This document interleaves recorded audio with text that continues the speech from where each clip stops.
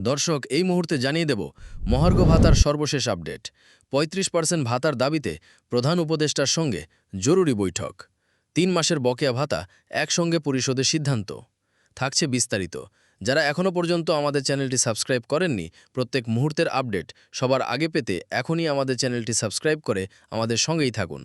আজকের video like target হচ্ছে ৩০০। আপনারা প্রত্যেকেই একটি লাইক দিয়ে আমাদের এই টার্গেট পূরণ করে দেবেন। এবং আপনি কোথা থেকে ভিডিওটি দেখছেন সেটা অবশ্যই কমেন্টে জানাবেন। আপনার মতামত আমাদের জন্য খুবই গুরুত্বপূর্ণ। এবার বিস্তারিত।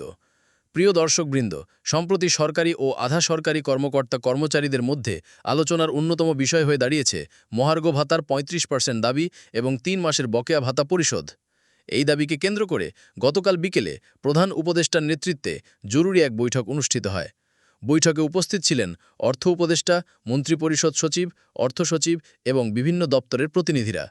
বৈঠকে সরকারি কর্মচারীদের পক্ষ থেকে জানানো হয়, বর্তমান বাজারে দ্রব্যমূল্যের লাগামহীন ঊর্ধ্বগতি এবং নিত্য প্রয়োজনীয় দ্রব্যের দাম কয়েকগুণ বেড়ে যাওয়ায় সরকারি কর্মকর্তা কর্মচারীদের জীবনযাত্রা কঠিন হয়ে পড়েছে।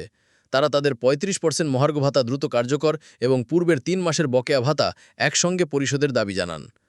জবাবে অর্থ উপদেষ্টা আশ্বাস দেন, সরকার জনগণের দুশ্চিন্তা বোঝে।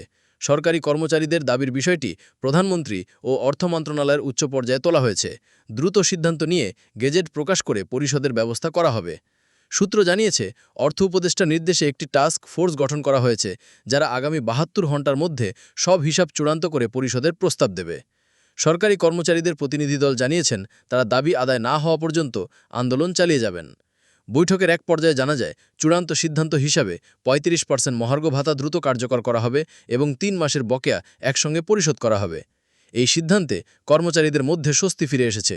তারা বলছেন, যদি দ্রুত ভাতা কার্যকর ও বকেয়া পরিশোধ করা হয় তাহলে আমাদের পরিবার চালানো সহজ হবে। অর্থনীতিবিদরাও এই সিদ্ধান্তকে ইতিবাচক বলে জানিয়েছেন। তাদের মতে, বর্তমান বাজার পরিস্থিতিতে এই সিদ্ধান্ত কর্মচারীদের স্বস্তি দিলেও দেশের অর্থনীতিতে চাপ বাড়াবে। তাই বাজার নিয়ন্ত্রণেও সরকারের বিশেষ উদ্যোগ নেওয়া দরকার। সরকার পক্ষ থেকেও জানানো হয়েছে, দ্রব্যমূল্য নিয়ন্ত্রণ ও অর্থনৈতিক স্থিতিশীলতার জন্য কিছু বিশেষ পদক্ষেপ নেওয়া হবে। দর্শক, আপনারা কি মনে করেন, এই ৩৫% মহার্ঘ ভাতা বৃদ্ধি এবং ৩ মাসের বকেয়া একসঙ্গে পরিশোধের সিদ্ধান্ত যথেষ্ট সময়োপযোগী হয়েছে, নাকি আরও আগে নেওয়া উচিত ছিল? আপনার মূল্যবান মতামত অবশ্যই আমাদের কমেন্টে জানাবেন। আপনার মতামতই আমাদের আগামী কন্টেন্ট তৈরিতে সাহায্য করবে। ভিডিওটি ভালো লাগলে এক্ষুনি একটি লাইক দিন। আর এখনও যারা আমাদের চ্যানেলকে সাবস্ক্রাইব করেননি, তারা সাবস্ক্রাইব করে বেল আইকনটি অন করে রাখুন। কারণ এই চ্যানেলেই পাবেন দেশের সব সরকারি নোটিশ, বেতন আপডেট, মহার্ঘ ভাতা, নতুন গেজেট, প্রণোদনা সহ সকল আপডেট সবার আগে। এছাড়া আপনি কোথা থেকে ভিডিওটি দেখছেন সেটাও অবশ্যই কমেন্টে জানাবেন। আমরা দেখতে চাই দেশের কোন অঞ্চল থেকে আমাদের দর্শকরা এই ভিডিও দেখছেন।